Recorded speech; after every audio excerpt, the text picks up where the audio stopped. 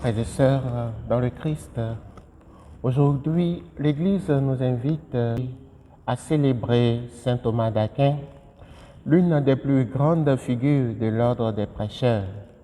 Saint Thomas d'Aquin, docteur de l'Église, lui qu'on appelle affectueusement le docteur angélique, disciple de saint Albert le Grand et fils de saint Dominique. Thomas d'Aquin vécut au Moyen-Âge.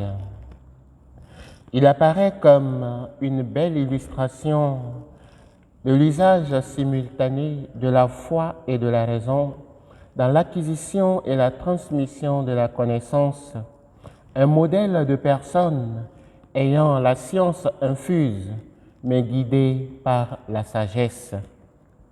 Et à propos de sagesse, la première lecture que nous avons entendue, lecture tirée du livre de la sagesse, nous enseigne qu'il faut préférer la sagesse à tout, au pouvoir, à la richesse, car elle dépasse tout cela.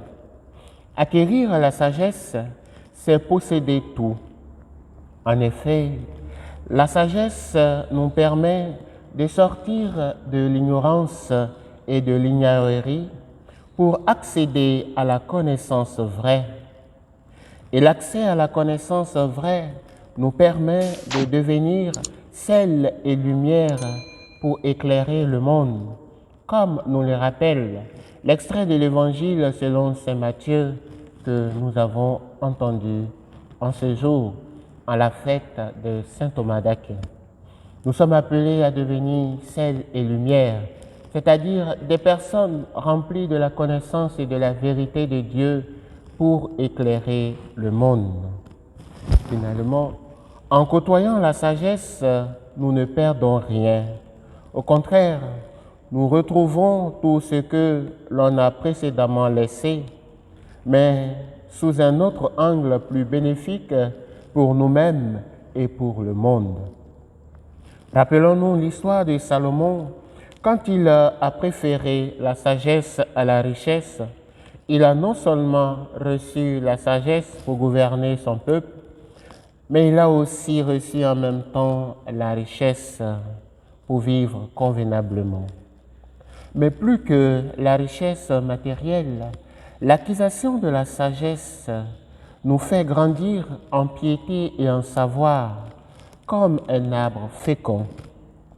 Il en est ainsi, d'autant plus que la sagesse nous fait découvrir et affiner ce double instrument que le Seigneur a mis à notre disposition pour apporter la vérité de Dieu. Et ces éléments sont notre intelligence d'homme et notre foi de chrétien.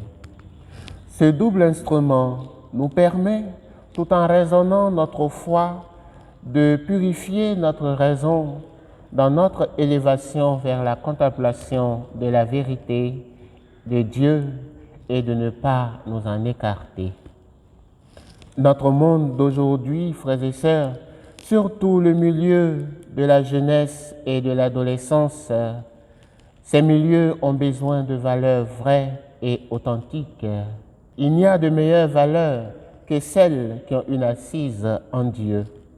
Alors, pour retrouver ces valeurs assises en Dieu, nous avons besoin de la sagesse, car Dieu est à la fois le guide de la sagesse et le maître des sages.